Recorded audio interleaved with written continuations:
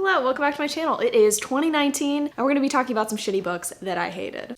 2018 was a year. I read a lot of books, a lot of which were terrible, a lot of which were great. But today I'm gonna be talking about 5 books that I specifically really hated. I had some kind of specific criterion when I was putting this video together. I wanted it to be books that I hadn't already talked exhaustively about because one can only shit talk so much about one book. And then I also only did books that I had finished. So these are gonna be 1-star books that I finished, that I hated, that are terrible. We're gonna chat. The first book on my list is one that you may or may not have heard of. If you're an 80s baby, you already know what the fuck is up. This is Flowers in the Attic by V.C. Andrews. This was terrible. The basic premise is gonna throw you for a loop if you don't know what this is. It is about a family, if you want to call it that. The mother of these children, the father dies, and it's set in like the 50s or something, so of course she doesn't have a job or like any source of income, so she's like, I'm gonna go live with my parents who are super fucking loaded and they're gonna provide for me and my children. But the catch is that the grandparents, the woman's parents, fucking hate the children and they hate her too. So essentially, they let the woman live as she wants, but the children are locked up in an attic for like 12 years. And antics ensue from there. The children are, there's 2 older children, there's a boy and a girl, and there's 2 younger children, also a boy and a girl. I believe the younger children are twins. I'm not gonna spoil you, but there's some death and there is also some incest. I think this was a total missed opportunity. What the fuck are you talking about? Here's the thing, if you're gonna include incest in a book, you gotta have to make it reprehensible or you're gonna have to make it taboo. And neither was done in this book. It was just given to us with pretty much no explanation, no takeaway. We're just given the incest and it's like, I don't know what to do with this. Like, I get that it was written in 1979,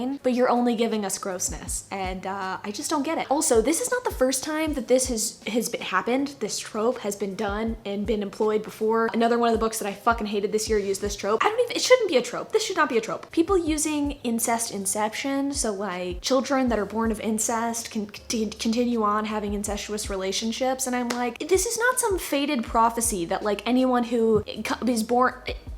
I am losing brain cells just talking about this book, but why God. It has 3.8 stars on Goodreads, and I think that's probably the most astounding thing about all of these books that I'm talking about is that like most of them have decent ratings, and I just don't get it.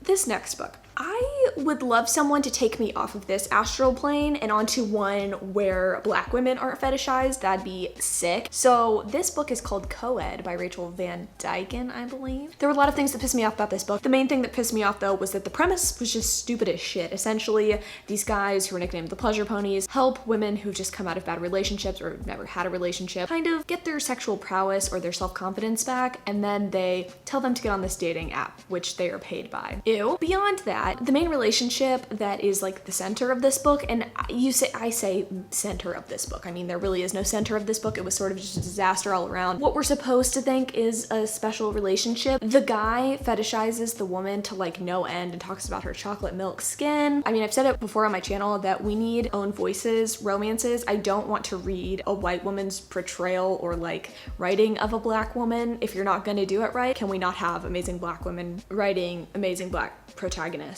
It doesn't seem that hard. What a concept. This is gonna be more of like a series, really. I say that. I've read 2 of the 4 books that came out. The premise was intriguing. It's called the Forefather series, and the 2 authors specifically that wrote the 1st and the 4th book are Kay Webster and some other fucking weirdos. So the premise was intriguing enough. Some potential taboo here. It was supposed to be about 4 men who have children finding love, and I was like, all right, cool. Like maybe there'll be some sort of age gap element. It's like I smelled disaster, but I was hoping it was gonna be like a sexy disaster, like Taco Bell, but really it was more like arthritis. The first guy in the 1st book forces his son's girlfriend to dump his son and fall for him instead. Fall for him, more like just sleep with him. Your girlfriend is mine now. Okay, Dad. So he impregnates his son's ex-girlfriend and then rubs it in the face of the father of the girl because he hates the girl's father, and that's pretty much half the reason why he did this. So that's a romance right there. But of course, being who I am, I decided that I needed to read the 4th book, which was about the girl's father, because I was like, I wonder how he's going to exact revenge. Like maybe he will find a true love. Maybe it'll be redeeming, because all of these 4 books are from different authors. Guess what? He murders people. So the opening scene of this book, he is murdering a woman in the shower. I think he injects her with something and then she just fucking dies right then and there. I say that I DNF'd this, okay? I do have a soul. I am a human being. It was bad, and it wasn't like sexy, like you bad. It was just bad. This whole series, I would bet, is all terrible, and I wouldn't recommend it. This next one, this is a personal attack and call out for people that like this series, because I know what you are, and I'm gonna say it out loud. Horny. This is the third book in the Shatter Me series about Jewel and Wingnut as they navigate a poorly plotted dystopian world. They frolic together, the girl with PTSD, the guy who's murdered innocent people. Somehow they find love and they save the world. You know, hell's empty and the devil is in Warner's pants. Honestly, that's the one and only good thing I can say about this, is that this is one of the YA series that actually contains sex and doesn't just like fade to black. I mean, it was sort of, things happened. Parts were eaten, that's all I'm going to say. What made this so bad was the complete dissolution of plot that had kind of built up in the second book. The first book I kind of hated, but I kept reading because I was like, oh, I heard that Warner is great. For the second book, it was okay. And then the third book, it was just fucking terrible. The plot that was building up, you know, oh, there's gonna be this giant battle. They're gonna like fight back against this dystopian society, like this regime that's killing everybody or whatever. And it just didn't like happen. Nothing fucking happened. Like, it's supposed to be a dystopian story, but the plot happens in the last 10 pages of the book, and it is, I don't want to be too bold here in saying this is the worst wrap up of a plot of a book that I have ever read, but it is. It's that bad. Also, demonizing the scorned leg of your love triangle is, say it with me, cheap as hell. It would have been so much more interesting and angsty and heartbreaking if Adam had not just been the right fit. You know, like, can we have a way for Juliet not to end up with Adam without it being, he's fucking awful? Do you want to say hi? Are you a superstar? Oh, you smell delicious. I love you. Also, while Juliet grew as a character throughout the series, I don't think she grew so much as a character that she's supposed to save the fucking world. Just because you have the best superpower does not mean you are necessarily going to be the savior. You have PTSD and you've been locked up in a hole for like 10 years. I don't understand the logic. Okay, so the last book that I detested in 2018 was The Law of Moses by Amy Harmon. This one is probably one that you haven't heard of, but this is actually the highest rated book on my list. Not highest rated by me, but by the peons of Goodreads. I think this has like 4.28 stars or something absolutely ridiculous. And Amy Harmon writes really good books. She actually wrote one of my favorite books of this year, but I can safely say that it's not this book.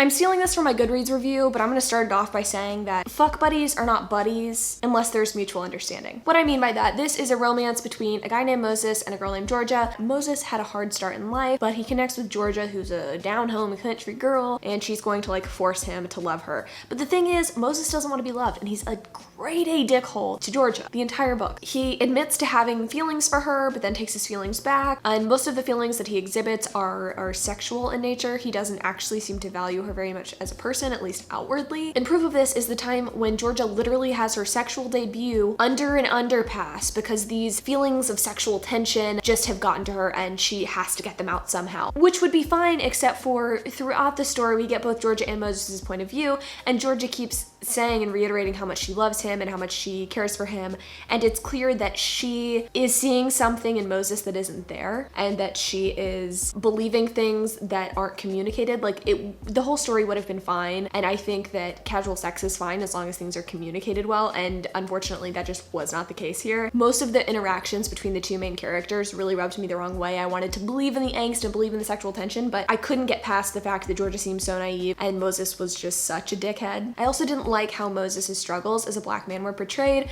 Moses is, I believe, mixed race. He might just be black, I'm not sure. Amy Harmon is a white woman writing him. There were jokes in here that Moses made that weren't necessarily offensive, but in my personal opinion were not something that like a black man would say. It just felt disingenuous and a little bit weird at times, and it just really did not work for me. So I'm gonna get a little spoilery here because the things that I really hated about this book were very like plot centric. Let me just let you know in advance, you don't want to read this book. But anyway, getting into it right now. There's magical realism in this book because Moses sees dead people and you're like, Chandler, this is a fucking contemporary romance. Why does Moses see dead people? Because we're getting there. After he kind of goes through his relationship with Georgia, that when he's younger, he kind of like, you know, bangs her under this underpass. He goes to jail for a crime that he does not commit. He is accused of like murdering his grandmother or something, so he goes to jail. During this time, he is unaware of the fact that Georgia is pregnant with his child, has his child, and then the child develops into a child, like an older child. He lives 3 years and then he is dead. And the only reason that Moses knows this is because he's being haunted by the ghost of his dead son.